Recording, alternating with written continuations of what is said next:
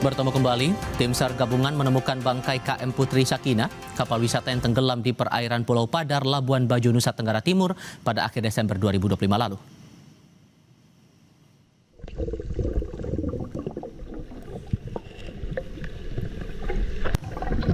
Visual bawah laut ini menunjukkan kondisi bangkai KM Putri Sakinah yang tenggelam. Tampak kapal sudah rusak parah. Bangkai kapal pertama kali ditemukan nelayan pada Selasa kemarin 6 Januari. Tim SAR kemudian menuju lokasi mengecek ke dalam bangkai kapal.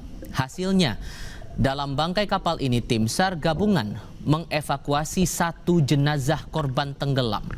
Diduga jenazah terperangkap dalam kapal saat kecelakaan terjadi. Jenazah yang ditemukan adalah anak dari Martin Carreras Fernando, pelatih tim B Putri Valencia.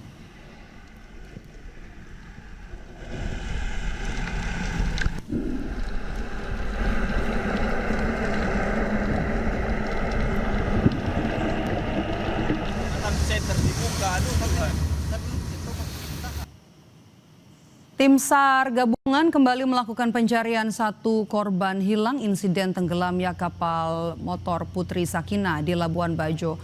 Memasuki hari ke-13 atau hari terakhir pencarian, tim SAR gabungan fokus di sekitar perairan selatan Pulau Komodo. Tinggal satu lagi korban hilang tenggelamnya kapal Putri Sakinah yang belum ditemukan tim SAR gabungan.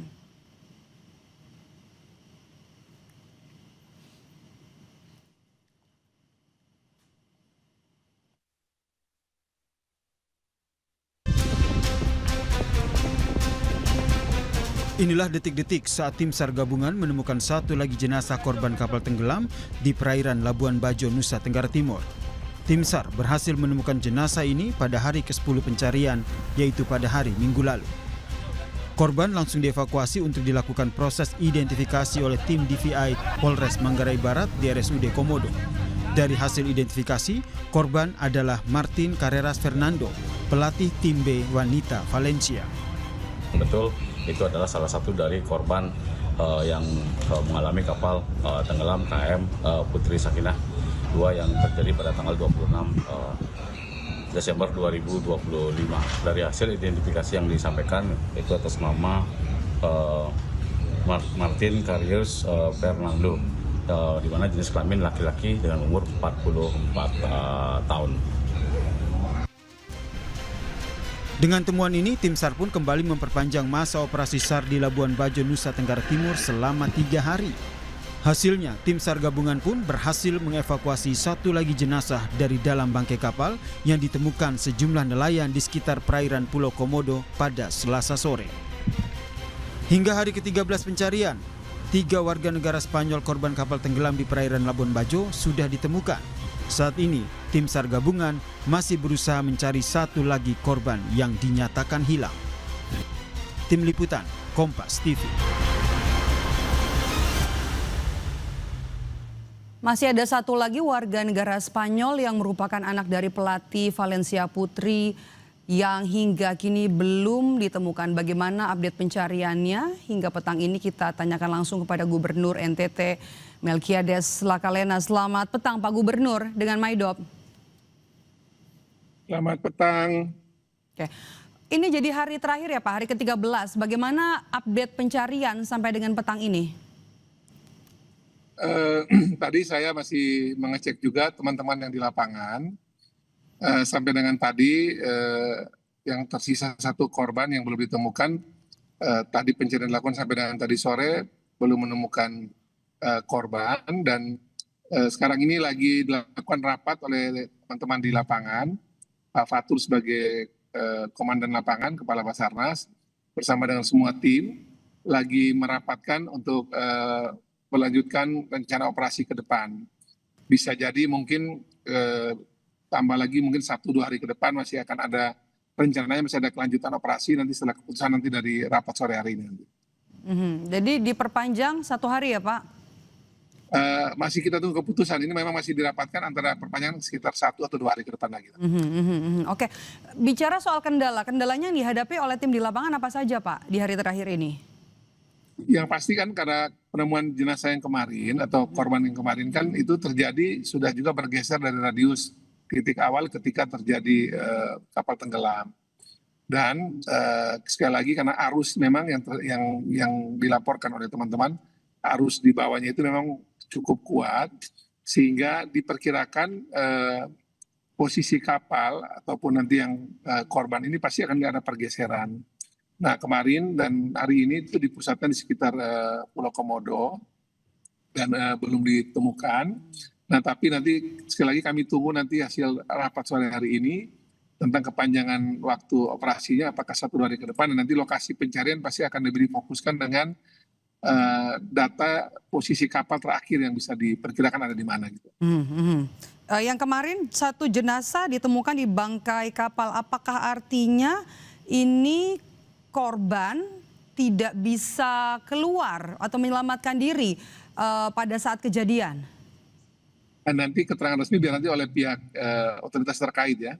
Tapi yang saya dapat informasi sebagai informasi awal itu bahwa kemungkinan para korban terjebak di dalam kamar ketika kapal tenggelam sehingga tidak bisa keluar dari kamar ataupun mengapung, dan ketika pintu kamarnya itu sudah terlepas ataupun bagian atapnya terlepas baru kemudian korban bisa mengapung setelah kapalnya itu bisa kapal di bagian pintu atau di bagian atapnya itu bisa terlepas gitu. Tapi sekali lagi memang ini masih dicari lagi posisi kapalnya ada di mana karena korban terakhir diperkirakan dekat dengan tempat kapalnya bagian terbesar dari kapal ini. Oke, sembari proses pencarian penyebab kapal tenggelam, informasi sementaranya sudah ada, Pak Gubernur? Sekali lagi nanti ini biar otoritas terkait nanti yang menjelaskan karena memang ini perpaduan dari banyak unsur ya, banyak faktor. Ada faktor tentu urusan cuaca, faktor kapal, faktor mungkin human error dan sebagainya. Nanti biarkan nanti otoritas terkait yang menjelaskan. Walaupun saya juga sudah mendapatkan gambaran awal, tapi karena ini harus melalui penyelidikan yang benar, yang betul, saya minta maaf sekali belum bisa menjelaskan karena nanti biar otoritas terkait nanti menjelaskan. Tapi kira-kira pasti ini perpaduan antara faktor cuaca, faktor kapal, faktor human error yang berbagai faktor ini yang menyebabkan kejadian kemarin. Banyak pihak juga yang menantikan soal itu. Oke, sempat diberhentikan ya untuk operasional kapal bisa berlayar, masih berlaku sampai saat ini Pak? Sekali lagi karena memang kemarin kami juga memang pas bertepatan juga dengan ada informasi BMKG tentang cuaca juga yang terjadi di sekitar NTT juga Labuan Bajo.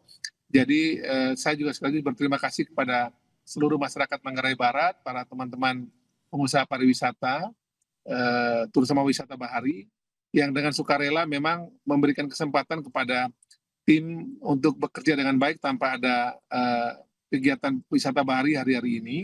Nanti sekali lagi kita tunggu saja hasil rapat hari ini baru nanti kita putuskan. Tapi yang saya perlu apresiasi bahwa masyarakat Manggarai Barat khususnya para pelaku ataupun pengusaha pariwisata, khususnya wisata bahari, betul-betul dengan empati untuk tidak bergerak untuk ada wisata bahari sepanjang proses evakuasi ini berjalan gitu. Oke, tentu kita berharap ini sama-sama tidak terulang lagi. Apa yang kemudian regulasi yang sudah disampaikan agar wisata juga tetap bisa jadi prioritas di sana? Kalau yang bisa kami sampaikan di sini bahwa komunikasi kami dengan pemerintah pusat, setelah evakuasi nanti ini selesai, kita nanti akan ada proses evaluasi menyeluruh untuk mengecek kembali bagaimana pariwisata di Labuan Bajo, Manggarai Barat, itu khususnya secara umum nanti untuk di Nusa Tenggara Timur, kami pastikan berarti wisatanya itu harus aman, nyaman, dan betul-betul aspek keselamatan harus terjaga dengan baik. Dari peristiwa ini kami sudah mendengar banyak sekali catatan terkait banyak hal harus dibenahi ke depan. Tapi sekali lagi kami fokus dulu evakuasi korban terakhir ini. Nanti setelah korban terakhir ini ditemukan atau nanti evakuasi dinyatakan selesai oleh otoritas terkait, baru setelah itu kita akan menyiapkan proses evaluasi menyeluruh terhadap semua yang menjadi catatan kelam dari peristiwa ini maupun juga apa sebenarnya dari wisata di Labuan Bajo di Manggarai Barat. Oke, terima kasih Pak Gubernur sudah memberikan informasi kepada kami, Melkiades Lakalena, Gubernur Nusa Tenggara Timur. Sehat selalu Pak.